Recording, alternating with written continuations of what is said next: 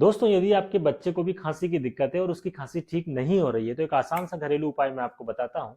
आप आयुर्वेद में एक बहुत अच्छी औषधि होती है जिसे हम मुलेठी कहते हैं। उस मुलेठी को आप लीजिए, उसको अच्छे से पाउडर फॉर्म में बना के रख लीजिए और उस मुलेठी को शहद के साथ में बच्चे को दिन में 2 से 3 बार चटाइए। आप देखेंगे कि उस पाउडर को चटाने से बच्चे की खांसी में आराम होता है, क्योंकि मुलेठी आयुर्वेद की एक अति उत्तम औषधि है जिसको देने से बच्चों की खांसी में शीघ्र लाभ होता है। यदि बच्चा नहीं खा पा रहा है तो आप उसकी जगह पर आप ये कफनिट डीसी सिरप भी बच्चे को दे सकते हैं। इससे भी बच्चे की खांसी में तुरंत आराम होता है।